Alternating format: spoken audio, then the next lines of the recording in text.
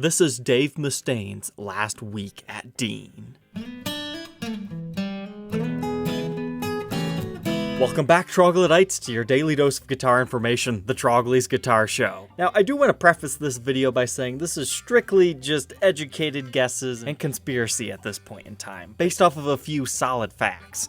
We know for a fact, as confirmed by Dave Mustaine himself, that this is his last week with Dean. So if you want any of his Dean signature guitars, you better grab them while you can. Spoken from the man himself. But the big question that everybody wants to know is, where is he going to go? Because remember, last year in late November, he sold off a whole bunch of stuff on Reverb, and this kind of got people talking, where is he gonna go? And if I'm reporting on it, you know it's most likely going to be Gibson. Now that does not sound like the regular place that you'd make these big flying pointy guitars at, because Gibson makes flying Vs, right? But they don't normally make them this pointy.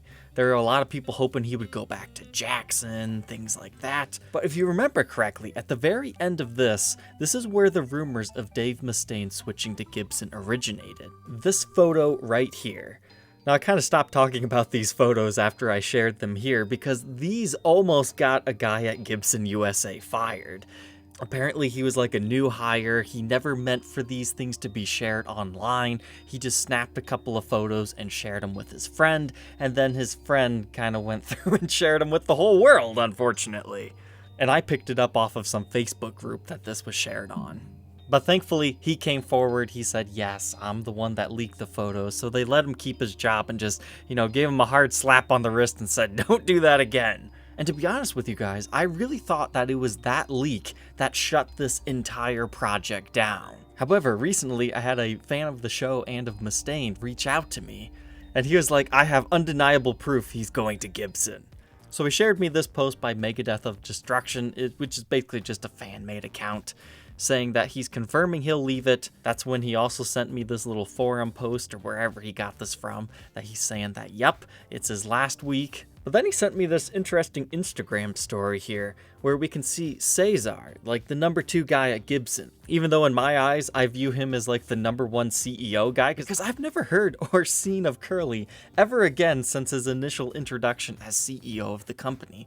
It's always been Cesar this, Cesar that. He's the one that's like the face of the company as far as I'm concerned. But in this particular story, or whatever it is, back here in this corner, we can see a couple of interesting things. We got Tony Iommi with Cesar. We get this weird Explorer with a Firebird headstock, which if you go back on his personal Instagram, you can find that. Yeah, here's a good collection. Like, also notice there's a Silverburst Gibson stand. I'm guessing that he just had the custom shop paint that for him. Zither makes those stands, so I don't know if they're willing to do colors or not. But here you can see that thing again. I think Lizzie Hale also has a similar thing out there. I'm still waiting on her Baritone Explorer to come out. Oh, and here's a Flying V that he also has. Man, I can't wait till they start reissuing the XBLs with the Explorer headstocks. But anyways, back to business. You can see this. I'm guessing that we're not supposed to be able to see that. However, I also find that he likes to tease stuff. If you're really looking and paying attention, you can find out what's coming out soon. But in comparing this, what was confirmed to have been made at the Gibson factory, and what we see here, it does look like this guitar was completed. And it's kind of interesting. It's a slightly pokier headstock than we're used to for an Explorer. I guess speaking of the XPLs, that's kind of what this is in a way. But for Gibson to produce a Flying V that actually has sharp, jagged points to it, this is going to be interesting to review in 2021. Because we've got the string through design, 2 humbuckers, looks like we'll have like a toggle switch and maybe 3 controls. It's kind of like a 59 Flying V, but on steroids. And the biggest thing is, it appears to be 24 frets even as well.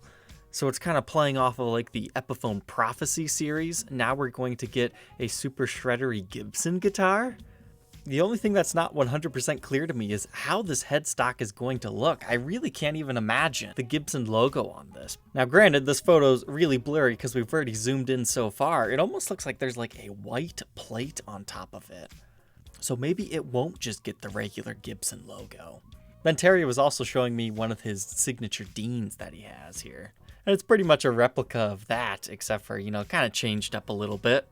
I'll be interested to see what kind of inlays we have. It looks like they might have just reversed what was on the Deans. The only other thing I can think of is this was just a prototype built for Mustaine. They sent it out to him to give him a try, because usually when artists are shopping around for their next place that they want to be, a bunch of different companies will send them stuff, try to win them over. So it could be possible that they sent this out to Mustaine. He said, nah, I don't like that. And then they sent it back, and that's why this thing exists, and it's sitting in that room. So it's not 100% confirmed that he's going to Gibson, but it seems highly likely that in just a couple of weeks, we might get some sort of official announcement from Dave. And I think this is absolutely fascinating, because Megadeth is huge, but it also shows that Gibson is trying to, make amends with certain artists that they might have made upset back in the past before the new management came over the company. Because in case you missed it, on Gibson TV, they finally posted the Kirk Hammett Icons video, where they just kind of interviewed him about some stuff. That was a nice watch. I watched it, I think, Friday. But I mean, we can already tell Gibson's, getting buddy-buddy with Metallica. Who's to say that they won't get buddy-buddy with Megadeth? But I'm really excited to see some new Metallica signatures. I know I say it every time, but the day that a real Iron Cross Uncle Milty Les Paul happens out of the custom shop, that will probably have to be the one guitar I have to keep, because it is the coolest Les Paul custom ever to be birthed. I just hope they can do it justice if and when it ever happens. Because sure, there's a really expensive ESP version out there, but his original is Gibson.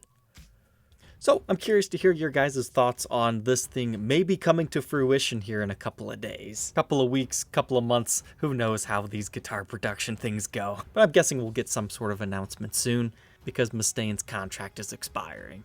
Will you buy one of these? What kind of price do you think they'll be? Because the way I'm thinking of it is Mustaine is, actually switching companies. He doesn't strike me as the type of guy that just wants to do a limited run. I'm guessing we're going to see this within like the artist collection, similar to how they have like a Slash collection. We're going to have a Dave Mustaine collection of just really strange, not so Gibsons. And I really can't even put my finger on what it might cost. I'm guessing it might be that $2,500 to $3,000 range. And then I'm sure they'll do a custom shop release, but this kind of looks Gibson USA-ish to me, especially knowing some of the backstory to this particular one. Alright, Troglodytes, don't forget to like, comment, and subscribe, and we will see you tomorrow on the next episode. Take care.